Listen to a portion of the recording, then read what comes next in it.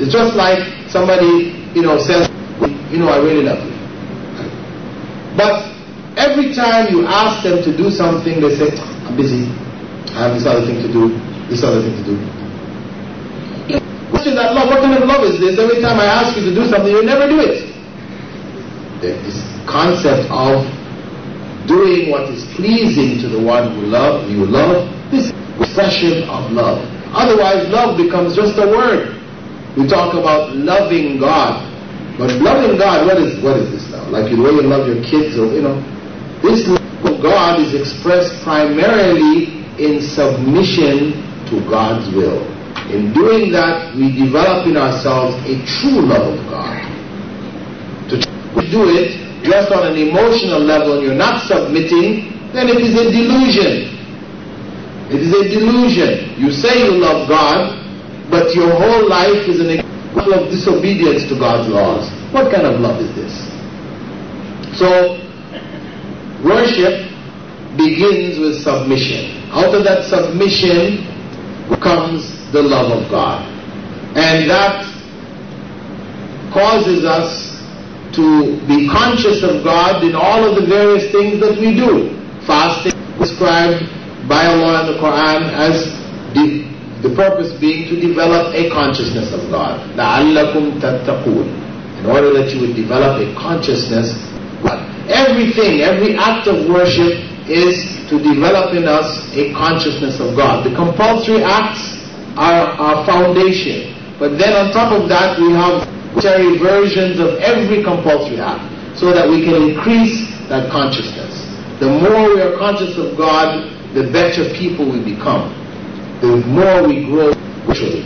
We grow spiritually through acts of righteousness, and we fall in spiritually through acts of unrighteousness. The basic principle. People oftentimes ask, how can I grow? How can my faith grow? Our faith grows in righteousness, and it sinks in unrighteousness. This is a basic principle. Now the point is, how do we know what is righteousness and what is unrighteousness? Righteousness is what God defined as righteousness. Not what we as individuals feel, I think this is a good thing. No. It's what God has said is good. Because when we talk about the good thing, we may talk about things which are good for us, but it may not be good for other people. So when God prescribes good, it is a general good. And this is the basic righteousness. We need to know God's command, and we need to do what God has commanded. Then we grow in righteousness, then we grow in faith. So worship is a means of keeping us in contact with God, so that the various acts that we do, we are rewarded for. For example, as the brother asked for some example, eating. We say Bismillah before we eat. Right? And we eat with our right hands. Right? And we eat, what is in front of us, if we're sharing with other people. And we eat without filling our stomachs. Prophet ﷺ said the worst thing that you can fill is your stomach. And we eat also moderately, in general, because avoiding filling the stomach means we're eating in moderation. When we finish, we make dua, we make a supplication, thanking Allah for the food that He has given us, and asking Him to bless us. There are different supplications that the Prophet ﷺ taught. So when a person eats in this fashion, then he has turned, or she has turned, the act of eating into an act of worship. By remembering God in doing it, and by doing it in accordance with the methodology of the Prophet.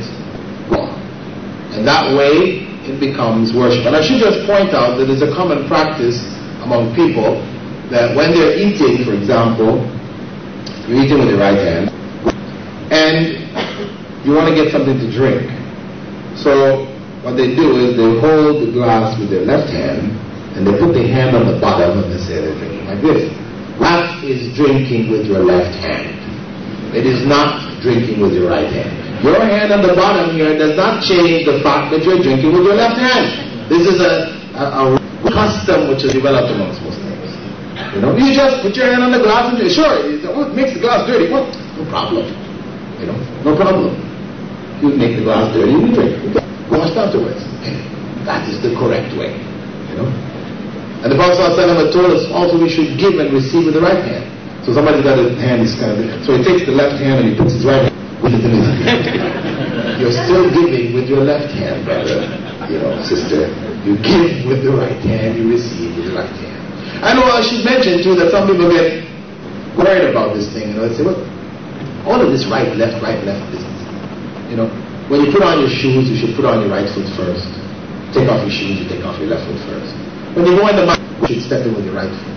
When you step out the masjid, you step out with your left foot, with your left foot. Yeah. And when you go into the toilet, you step in with your left foot. When you come out of the toilet, you step with your right foot. This is it. When you put on your clothes, put on the right side. So what is all this right, left? I've heard some non-Muslims ask, you know, this. So what if you jumped in the shoes with your both feet at the same time? You know? Why all this right, left? You know, but the point is that actually there is wisdom in it. What it does is that it causes you to think about what you're doing. You know? When you think of the dog, when the dog was walking down the street, he feels to urinate. He doesn't stop and think, should I lift up my left foot? He just does it and carries on, right? So when we function in the same way, we're functioning like animals. You know, there's no concern, it's just this way, that way, anyhow, you know, upside down, doesn't matter. Islam says, okay, right hand first.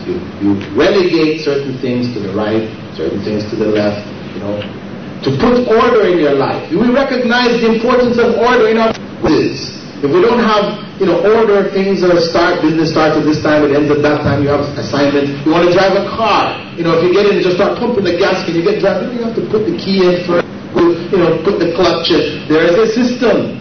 You know, you recognize the importance of systems in everything. Why can't we accept it also in our life? It's not a problem. Also, right, when we're choosing the right over the left, is also reminding us on the Day of Judgment that those going to paradise will receive their book of good deeds in their right hand. It was reminding us also of the Day of Judgment, to choose what is right over what is wrong.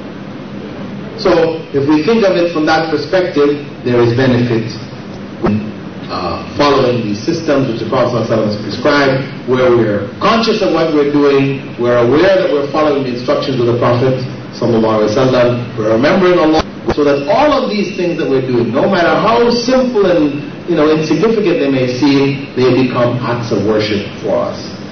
Now, one question: when making important decisions, can we the advice given by ladies? Why not? Why not? You know. Are there any hadiths concerning this? No. Prophet ﷺ, the wives advise them from time to time, they accept their advice. I mean, you know, Allah says in the Quran, وَأَمْرُهُمْ شُورَى بَيْنَهُمْ. Their affairs are by mutual consultation. So, a man in his home, he consults with his wife, he takes her advice, her advice is, you know, is obviously correct in a particular manner, he takes her advice in the matter. There's nothing wrong. One should not feel that it's unmanly, you know, to take the advice of your wife. This is nonsense. In terms of what does Islam say about ladies becoming heads of state? Well, it's a different situation. I mean, we may ask, what about ladies becoming the head of the family? This is not the norm. This is an unusual circumstance, you know. The norm is that the man is the head of the family. He is responsible for his wife and for the children. Male given responsibility in the Islamic system for females. Women are not required to go out and work. It is the responsibility of the male to look after the women who are their responsibility. That's the system of Islam. Similarly, when you talk about